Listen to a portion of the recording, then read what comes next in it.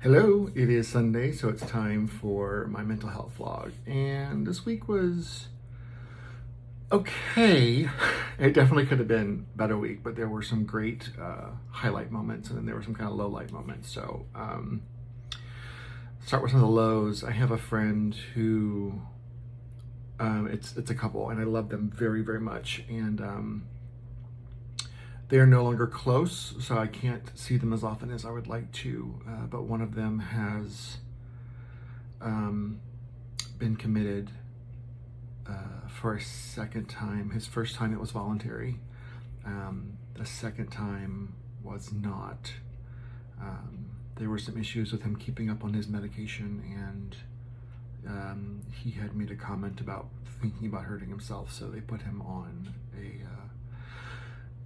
they committed him into a psych review for a couple of days, and I don't think he's out yet. I think he has to be in there for a minimum of a week.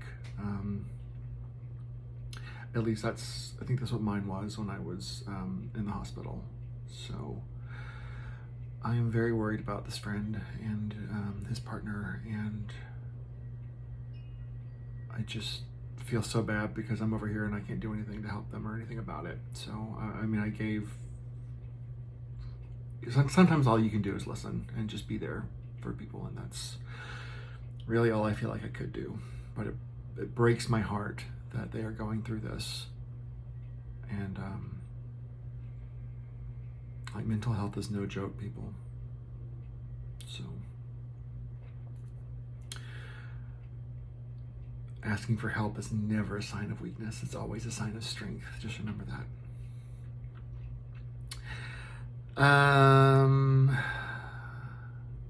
I've had my car for less than a year, and I screwed it up this weekend. There were I was trying to get lunch for my boyfriend and I one day when he was working from home, which I very seldom leave the house during the day during work because I just stay focused on work. And decided to run down to get us some chicken for lunch, and when I pulled into the parking lot, there were two guys that were standing in the parking lot in the drive-thru. And this isn't one of those places where I feel super, super safe to honk my horn at someone. So I just kind of sat there for a second to see if they'd notice me, and they did, and they moved a little bit, but not enough. So I kind of had to turn around them in a really weird way to get into this already funky drive-thru, and sideswiped a pole, one of those big concrete poles that they put in place to, protect their property. I just was turning a little weirder than I thought I was, and it was a crappy feeling, which made it even worse because the two guys that were standing there talking just laughed at me, which was like, not necessary.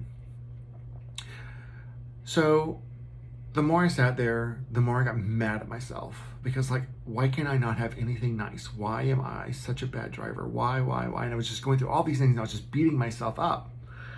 And I got the food, I came home, I slammed doors and flew things around and slammed some more doors, and I was acting like a total jackass. Like I am too old to have a tantrum.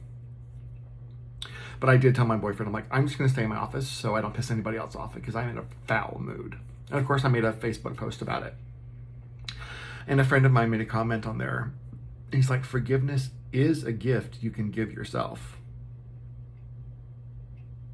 When I first read it, I'm like, shut the fuck up. I'm pissed. And then I looked at it again, I'm like, I'm mad at him because he's right. And it was a very impactful comment for him to make because he's so right. I am so quick to forgive everyone else, to give everyone else the benefit of the doubt, to reach out and support anybody who's struggling. But forgiveness is something I very seldom give myself. So, putting that on my long list of things that I need to work on, I need to be better at forgiving myself. It is a car, it is a material thing, it is replaceable. That's why we have insurance. It is a nuisance, it is an annoyance, it is frustrating, but it is not the end of the world. And I need to be a little nicer to myself. I need to be as nice to myself as I am to everyone else. most everyone else. Some people deserve it. Got to have a meeting with my new boss's boss at work. And I keep talking about her like, she's important to me because she's my boss's boss. But the reality is, in what I do, I deal a lot with my boss, and I deal a lot with my boss's boss directly on several projects. So this was actually a big deal for the team meeting for her to be in there. And, she kind of talked about what her vision was, what her goals were. She wanted each of us to talk about a little bit about what we do, how long we've been doing what we're doing. It was good. It was good to hear from her. It was good to get some more feedback, and it was good to hear from one of her other coworkers off the record, just about kind of what kind of person she actually is, and what her goals and stuff are really, that she may have mentioned to them. So, always hesitant of change, because you never know if it's going to be good or bad, or just change for the sake of change. I hate change for the sake of change. Like, it makes no sense to me whatsoever. I'm here, we're going to shake things up just because. No, don't. Have a purpose for your change. Anyway, so I'm cautiously optimistic about the direction that the team is going, and I am excited that I'm going to be getting some more training and focus on the job that I've been doing for less than a year without a whole lot of training. So thrilled that I'll be getting some of that, so I can hopefully not have time to develop bad habits. Wednesday night, date night. My boyfriend and I went back to a musical, went to go see a musical in theaters, and I missed going to the theaters. The last musical I saw before things shut down was Dear Evan Hansen.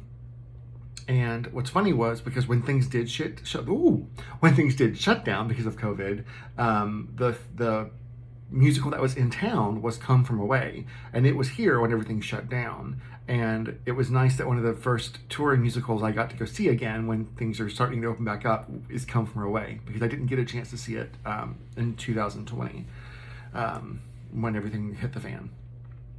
Come From Away, if you're not familiar with it, it is a amazingly emotional musical that tugs at every emotion, and it deals with this little town called Gander, Newfoundland, which after the World Trade Center attacks in 2001, about 28 to 38, I don't remember the number, big planes, like oversea European continental flights, were diverted to Newfoundland, to Gander Airport. So you have this town, this little, honestly, podunk town that has the entire island has a population of like 9,000, and overnight their population went to 16,000. And it talks about the people of the town and some of the people that were on some of the planes, follows their stories, follows the townsfolk's stories, follows some really critical stories. In fact, one of the pilots for American Airlines was one of the first female pilots for American Airlines. She was a history-making pilot, but her story was included in there as well. Just amazing story. And what's so cool is the cast is like 13, 14 people, and they all play multiple roles. And you'd think that'd be kind of confusing to stick with, but no, they do it really, really well, and major kudos, because this cast is amazing. And if you have Apple TV, there was a recording of the stage production with the original cast that's on Apple TV. Definitely worth watching if you have it, if it's still there, because the original cast is amazing, but quite honestly, this touring cast was phenomenal and blew me away. So it was great, very impactful, regardless of your opinions of the 9/11 attacks, and regardless what political side you're on. It's a great story. So there was that. Sexual anorexia. One of the things that I have had recommended to me by many people is a planned sex night, or a planned night of intimacy. And I know that sounds kind of, well, that's stupid, but when you are someone like me, I have found that the past couple of times we've tried it, I have been able to have that entire day to kind of prepare myself to know that that's what's going to happen. And in most cases, I have been able to follow through with the intimacy. There was one night where I'm like, I just can't get there. And there was one night where I really didn't I had a hard time getting myself into that mindset, but I started the motions. I started to try and be intimate with my boyfriend, and I did end up being able to break down those walls. So if you are someone out there that is struggling with sexual anorexia, I found this to be a helpful technique. Do I think it's going to be the solution to everything and solve the problem altogether? No, but I do think that it is a tool that I can use for a while to try and help understand my body, understand what my body's trying to tell me, and to really focus on that, which is one of my bigger goals that I want to work on. That, and to read this book that I've had forever and haven't read. I even have it on audiobook. My boyfriend's bought it for me on audiobook twice. And I still haven't listened to it. Ooh, man, if it's not music, I just don't want to listen to it. I can't stay focused. I need to. I know I need to. It's important for me, it's important for him, it's important for us.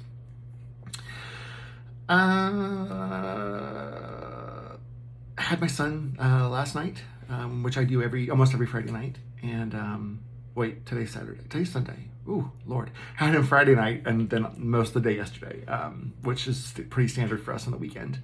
And Friday night, when we were tucking him into bed, I'm like, okay, well, what books do you want to read? He's like, well, grab me, because usually he grabs his own books before he gets in bed, but he's already in bed. So I'm like, you tell me what books you want, I'll get them for you. So he pointed out two, and then one that he wanted to grab was this old plain book, like a bit old cardboard book. I honestly, I have it still because it's more of a memento than one for him to read, but he wanted to read it. And I swear this kid knows how to nail me right in the heartstrings. So he read to me this book that I used to read to him all the time. And it was just a silly book. Like, that's not my plane. The wings are too bumpy, and you touch it, it's like a textured book. Super silly, but he wanted to read it. And of course, I'm not going to tell him, no, you can't read me a book. Of course you can read me a book. So, and then he's like, well, now I want to read Puff. Puff the Magic Dragon. It's a very special story to me. My aunt, my favorite aunt, the one I always talk about, she read that to me and sang that to me all the time when I was a kid. I even had a big stuffed Puff the Magic Dragon. So ever since my son was a baby, I've always read him that book. I even bought him a little stuffed Puff. So that's always been one of those most important books. And I always used to sing it to him too. I'd sing him the book. And he would always get sad at the end when it talked about, Jackie Paper not coming around anymore, and Puff's, getting sad because the little boy was no longer coming around. In the book, and the song is just kind of how it ends. Puff basically just dies because that's, your child's imagination grows up. But in the book, they show Jackie Paper grown up. And his little girl finding Puff. So she'll get to relive all of those things with Puff. So my son wanted to read this to me. And of course I'm like, yeah. Oh God. I was fighting tears so badly because it was so emotional for him to read that to me. And then, I'm trying really hard to hold back, to choke, to try and hide it so he can't see it, because I don't want him to think Papa's just always a blubbering mess, even though I am.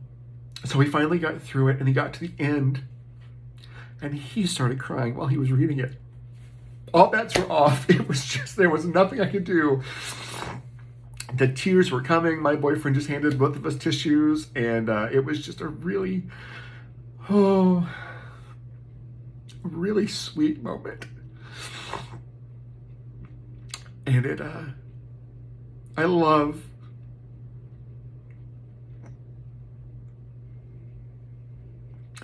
those types of moments, because I know as he gets older, they're going to come less and less.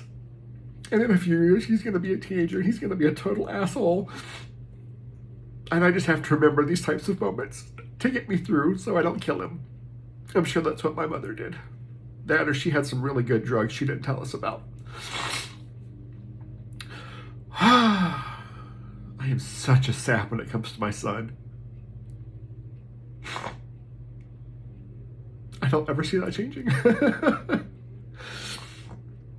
He is my everything, but he is getting older. And I'm going to have start having some more adult conversations with him, and I am not ready for that, and that scares me. I was talking to some of the moms at Taekwondo, and we were talking about the sex talk, and she's like, how old's your son? I'm like, 9. She's like, oh, you're late. And I'm like, what? She's like, you're late. If you haven't had a conversation with him by now, you're late. And it just, oh. So I've got to talk with my ex, and we've got to start figuring out how we're going to have those important conversations and how we want to handle them, and just to make sure we're on a united front, because that's important. Even though we're not together, it's important to be united front on parenting. Anyway, I feel like I've cried on every vlog. Maybe I have, I don't know. It's good therapy, right? Get your emotions out, feel your feelings. Okay, it's time for me to wrap it up. And as I always say, check on your friends, make sure they're doing okay. I'm bummed that I have some friends that are not doing okay, but sometimes all you can do is be there for them as best you can. Check on your family, make sure they're doing okay. My family's doing okay.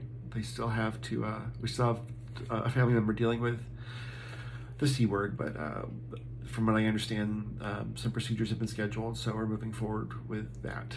And check on yourself. Make sure you're doing okay. Make sure you're feeling your feelings. Make sure you're doing your self-care. Make sure if you need help, you're asking for it. Again, not a weakness. It is a strength to ask for help. I love you guys, and I will check in with y'all next week. Bye.